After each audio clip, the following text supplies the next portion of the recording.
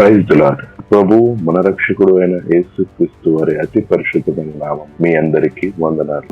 ఈ రోజు మరొకసారి మిషనరీ చరిత్ర అనే కార్యక్రమం మీ ముందుకు రావడానికి దేవుడు మహాకృపను బట్టి ఆ దేవాది దేవునికి వందనాలు తెలియపరుస్తూ ఉన్నాను. ప్రతి వారం తప్పక ఈ మిషనరీ చరిత్ర అనేటువంటి కార్యక్రమం వీక్షిస్తున్నటువంటి ప్రేక్షకులకు ప్రత్యేకమైన వందనాలు. ఈ రోజు మనం తెలుసుకోబోయే అపోస్తలుడు ఎవరినంటే యాకోబు గారు. యాకోబులు బైబిల్ గ్రంథంలో అనేక మంది ఉన్నప్పటికీ అపోస్తలులైనటువంటి యాకోబులు ఇద్దరు ఉన్నారు.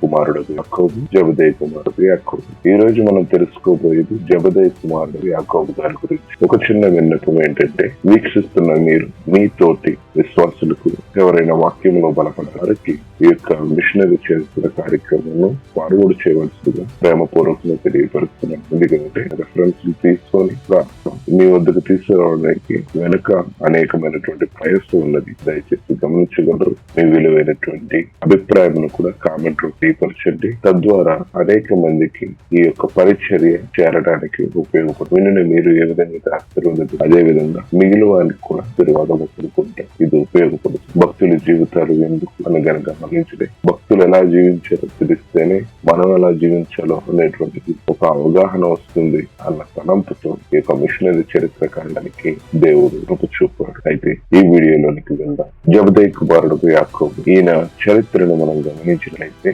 ఈయన మొట్టమొదటి అపోస్తలులలో సుసాక్షి అయినటువంటి వ్యక్తిగా ప్రసిద్ధి చెందినటువంటి వ్యక్తి. కారణం ఏమిటి? వివరాలు చూద్దాం. ఈయన గలిలయ సముద్రంలో నివసించేటువంటి వాడు. ఈయన తండ్రి జబదయి, ఆయన సహోదరుడు యోహానుతో కలిసి మత్స్యహారుడుగా పనిచేస్తాడు. వారు ఆ విధంగా చేపలు పడుతూ ఉంటుండగా ఒక రోజు యాకోబు సముద్ర తీరంలో పనిచేస్తున్నప్పుడు యేసు అక్కడికి వచ్చి నిలిచాడు. యాకోబు అన్నిటినీ వదిలి ఆయన గురువును అనుసరించాడు. ఆ గురువే నా వెంబట నిన్ను మనుషులు పట్టులు వారిగా చేయుదును అన్న తండ్రితో, నాన్న ఆయన నన్ను పిలుస్తున్నాడు, నేను వెళ్ళాలి అని సమస్తమును విడిచి ముందుకు సాగినటువంటి వ్యక్తి యాకోబు. యాకోబు యేసు ప్రభువారితో నడుస్తూ అనేక అద్భుతాలను చూస్తాడు.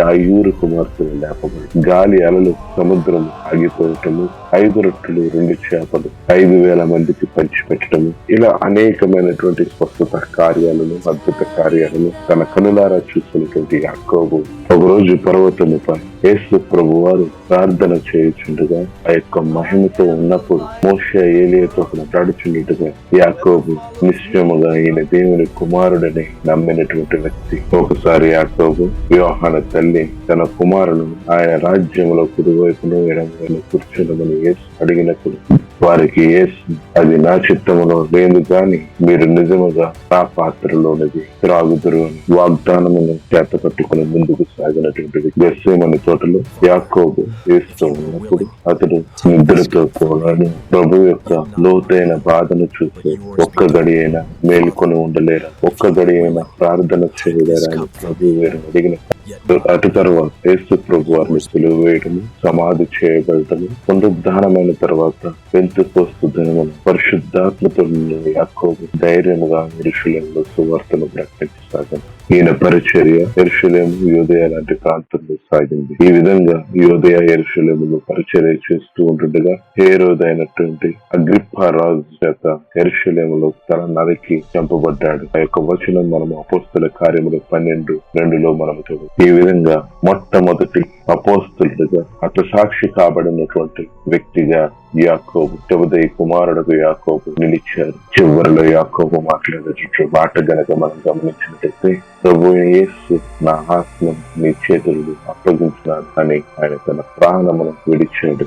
జబదయి కుమారుడని యాకోబు ధైర్యముగా విశ్వాసముతో నిండిన వాడయి ఆయన జీవితం మరణం ఎంతో అమూల్యమైనది. యేసును అనుసరించమని విశ్వాసులను ప్రేరేపించినటువంటి జబదయి కుమారుడు యాకోబు అనేక మంది విశ్వాసులు బలపరచడానికి ధైర్యముగా విశ్వాసంతో నిండిన వాడై పరిచర్య చేసినట్టు ఆయన జీవితం మరణము ఎంతో అమూల్యమైనది, దీవెనకరమైనది. ఈ రోజు మిషనరీ చరిత్ర అనే కార్యక్రమం మీకు దీవెనకరంగా ఉందని భావిస్తున్నాను. మరొక వారం మరొక మిషనరీ చరిత్ర అనే మీ ముందుకు రావడం దేవుడు కృప చూపునుగా. విన్న మీరు దేవుని యొక్క ఆశీర్వాదముతో బలమునందుకుందురుగా, ఆశీర్వదింపబడుదురుగా.